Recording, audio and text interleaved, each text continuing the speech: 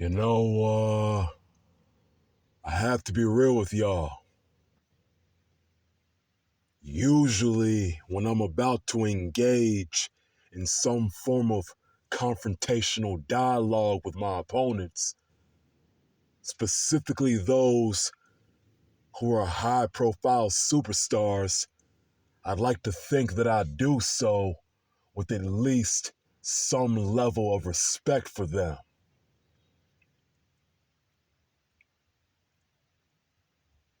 Now, granted, depending on the individual, it could be more or less respect compared to others, but nonetheless, the respect is still there.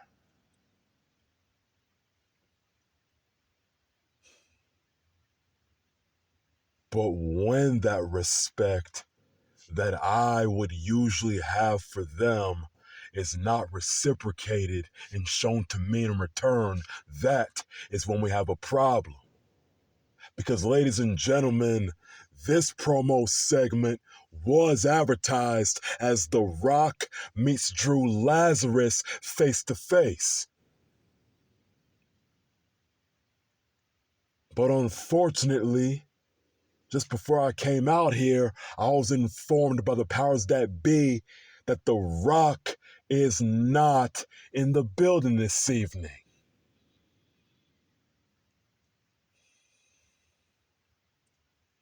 And I feel disappointed for y'all, because I understand a lot of you spent hard-earned money to see a high-quality back-and-forth war of words between myself and the so-called Great One, right?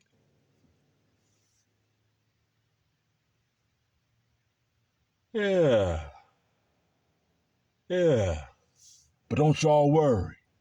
I still fully intend to deliver on that promise from my end. And y'all do know, if necessary, I have no problem shooting from the hip.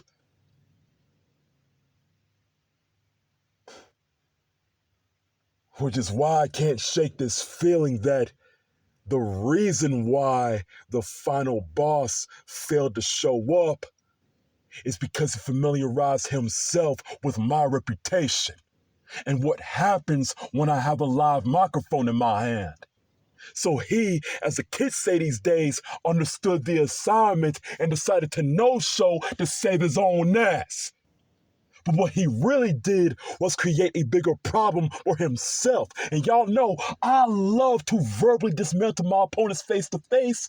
For God's sakes, it's my specialty.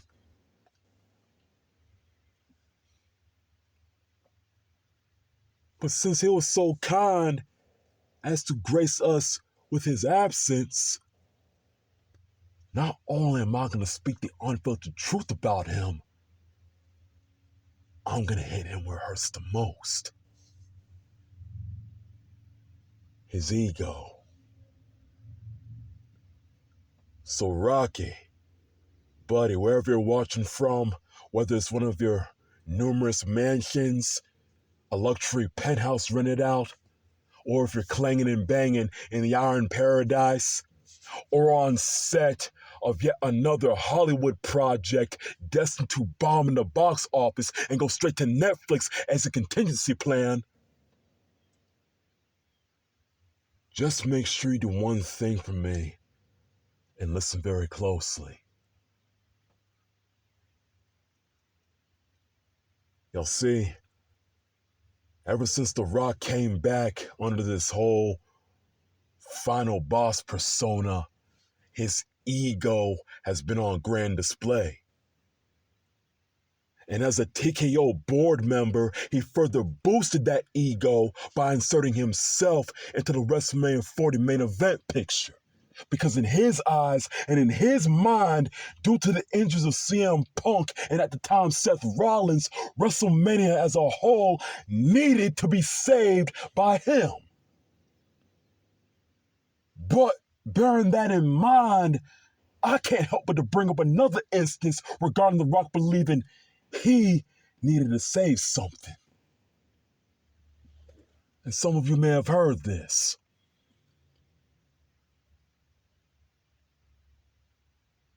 Wasn't Black Adam supposed to save the DCEU?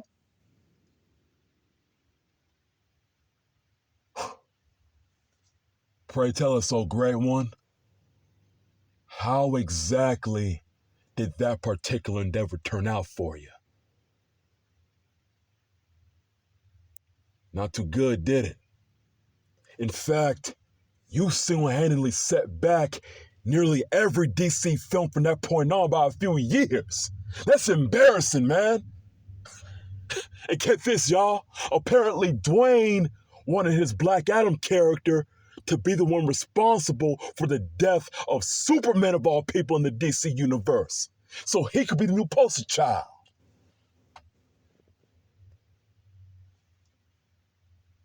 That only begs one question from me, though, so I'm gonna ask y'all, who the hell is Black Adam compared to Superman?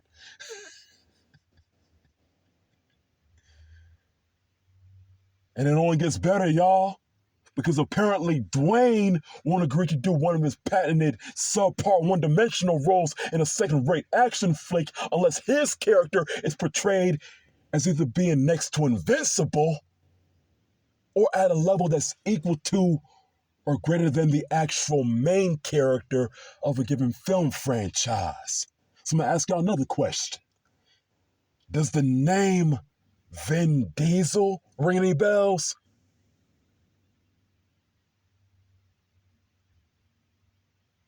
I thought so.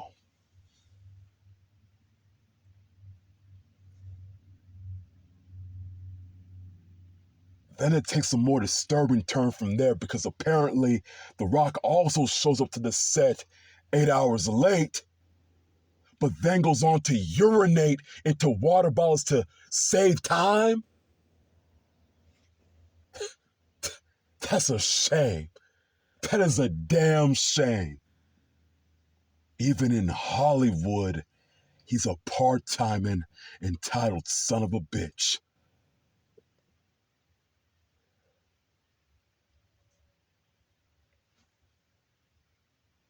And I'm sure he's going to try to spin all this as purely allegations against him and nothing more. But let's be honest. Why else would he be here more consistently for the first time in over a decade? This time around, I assure y'all, it ain't out of love for this business. It's because his acting career, if you can truly call it that, is failing him.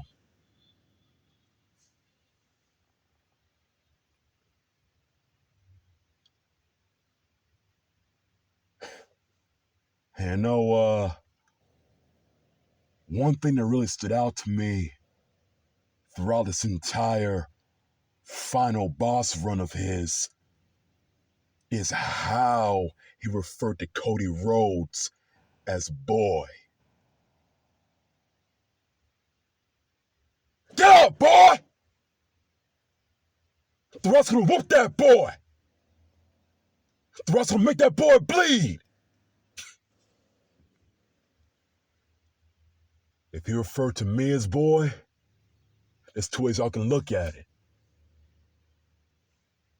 In the context of being younger than him, by all means, yes, The Rock is old enough for me to consider him an elder. Hell, he's old enough to be my father, but thank God he's not. I don't need that nepotism blessing. I'm already blessed and highly favored.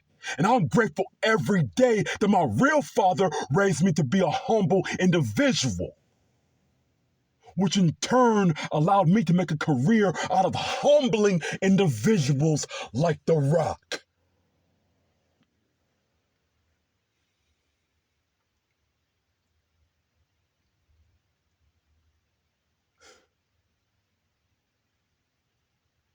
And I have to preface what I say next with an apology to a demographic near and dear to my heart for potentially making them uncomfortable. Because in the other context, boy being used in a derogatory way describes a man who looks a bit more like me. And Rock was out here saying it with such conviction that I have reason to believe he was just one, yes, master, away from outing himself as an apologist for 1800s plantation owners. I mean, the good Lord knows the only time he ever acknowledges the black side of his heritage is when he's talking about his daddy. The other 99.5% of the time is a Samoan heritage because the mana runs strong in his veins, right? Yeah. Just like a bit of something else running strong in those veins of his. Don't believe me? Take a look at his size now, compare it to his prime over 25 years ago, and I guarantee you will notice a very big difference.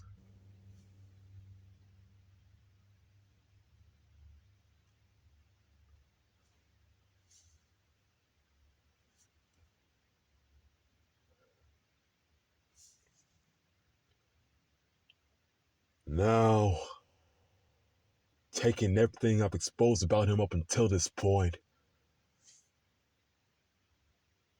I say this with all due respect to Rocky Soul Man Johnson. God rest his soul. Dwayne "The Rock" Johnson is a human piece of straight from the candy ass bullshit. And when it comes to his ego, the real tragedy would be is if it's hereditary. Because I'd hate to see his beautiful daughters become anything like him. Especially Ava. In case y'all don't know, Ava is the general manager of NXT. And I'd imagine she's under intense pressure every Tuesday night to deliver the best show that she can. So she can one day, in her own way, live up to the expectations of her father's legacy. But I hope and I pray that she's wiser than he ever was, more humble than he ever will be, and stays far from a similar path.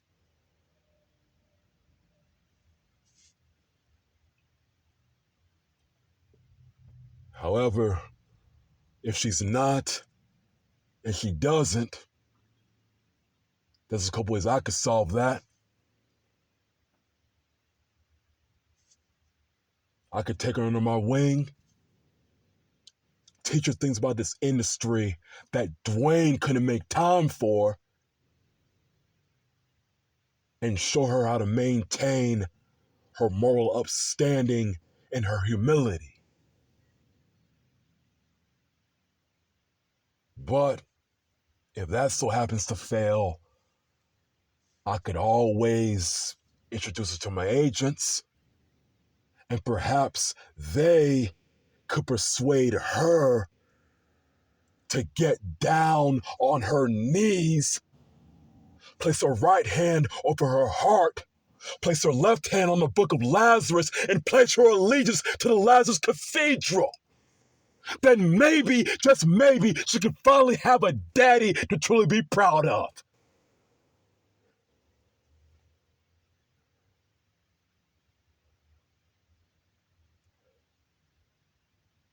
I know what y'all are thinking now.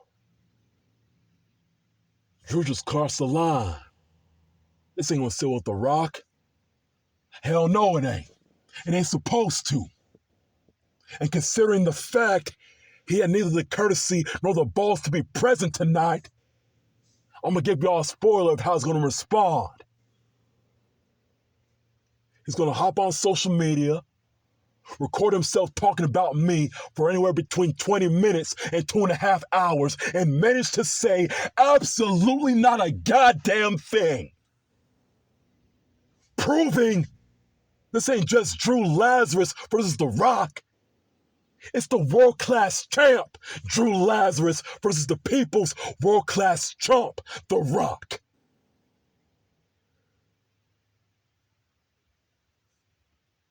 So, with that said, in closing, when it comes to the legacy of the most electrifying man in all of entertainment, if you smell what D. Lazo just cooked.